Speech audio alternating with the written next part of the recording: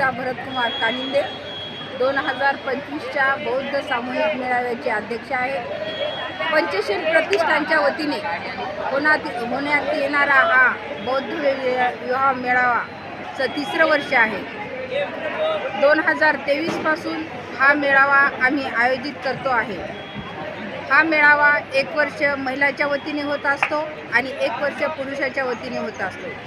2023 मध्ये अंजलीताई मनोज मुनेश्वर यांच्या अध्यक्षतेखाली हा विवाह मेळावा संपन्न झाला। त्यामध्ये 19 जोडपे विवाहबद्ध झाली।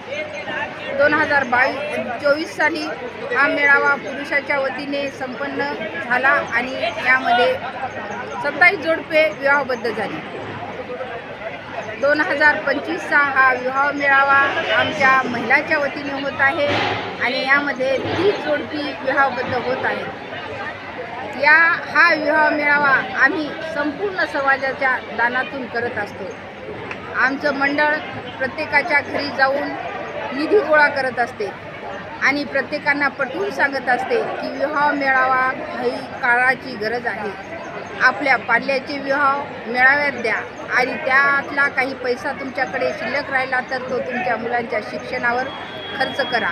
त्यानुसार समाजातील विविध स्तरातील विविध जातीतील लोकांनी आमच्या विवाह मेळाव्यात त्यांच्या पाल्यांच्या विवाहाची नोंदणी केली आणि आम्हाला भरभरून प्रतिसाद दिला। लोकांनी आम्हाला आर्थिक मदत पण सगळ्या थरातील लोकांनी केली। गरीबातल्या गरीब लोकांनी सुद्धा आमच्या मेळाव्याला मदत केलेली आहे। मोठ्यातल्या मोठ्या लोकांनी आम्हाला घरी बोलवून दान दिलेलं आहे।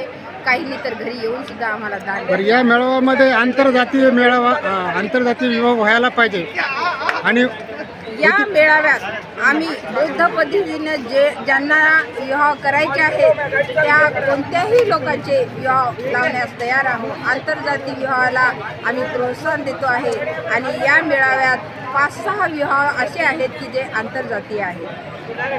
या ठिकाणी जे नवदंपत्यांनी या ठिकाणी विवाहबद्ध झालेले आहेत त्यांना काय संदेश द्याल? या आपल्या समाजात घटस्फोटाचे प्रमाण खूप वाढलेले आहे। त्यामुळे ती वेळ या विवाह झालेल्या नवदंपत्यावर कधीही येऊ नये आमची अशी इच्छा आहे।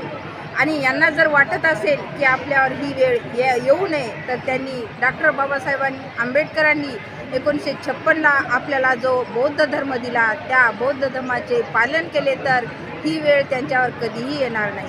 या सगळ्यांनी पंचशिलाचं पालन करावं, आपलं वैवाहिक जीवन सुखी करावं, आपलं कुटुंब सुखी करावं, आपला समाज सुखी करावा आणि एवढं जर झालं नसेल तर कमीत कमी कोणाला दुःखी तरी करू नये।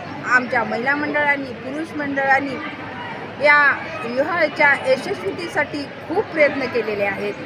त्याबद्दल मी त्यांचे नावही घेणार नाही आणि त्यांना काही मागणार नाही, पण त्या भगवंताकडे एवढं मात्र नक्की बनेल की या मंडळातील लोकांनी या विवाहाच्या यशस्वीतेसाठी जे काही प्रयत्न केले आहेत त्याबद्दल भगवंतांनी त्यांना दुप्पट तिप्पट चौपट त्याचा मोबदला द्यावा।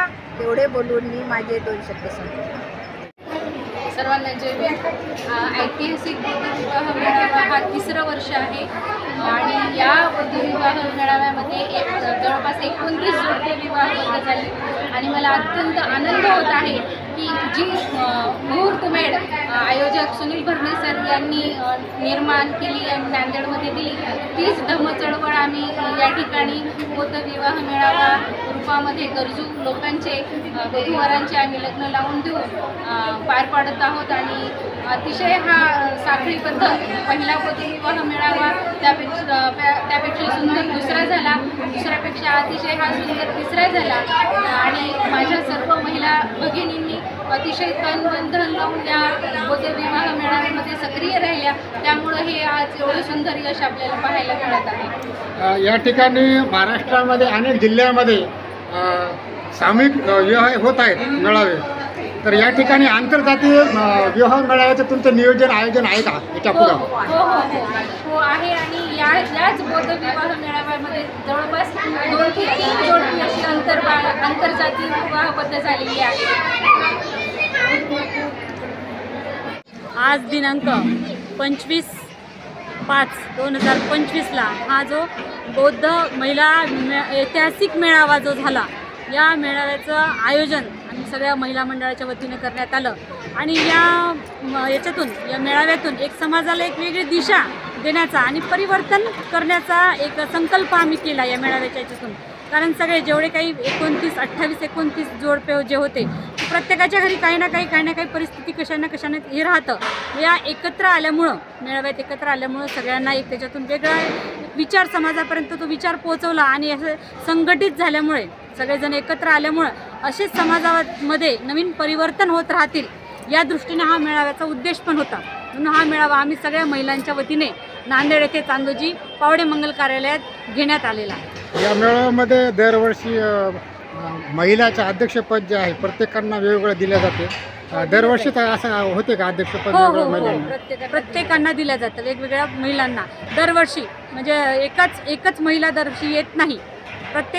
दरवर्षी वेगळ्या अध्यक्षांना बोलवण्यात पण येतं आणि त्या मेळाव्याचं अध्यक्षपद पण देण्यात येतं. आज जे नवदाम्पत्य ज्या ठिकाणी विवाहबद्ध झाले त्यांना काय संदेश द्याल? त्यांनी काय शुभेच्छा प्रसंगी की हे सगळे जे आहे की बाबासाहेबांनी आपल्याला विचार दिला आहे एक की धम्मक्रांती करण्याचा. याच्यातून एक नवीन क्रांतीच समाजाला आपण देत आहोत.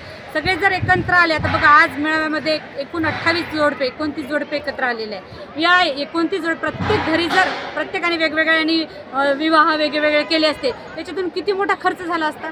हे जर एकत्र झाले संघटित आले ना, बाबासाहेबांचा जो विचार होता की समाजाला संघटित करण्याचा, ते एकत्र आले आणि याच्यावर आम्ही चालवत आहोत.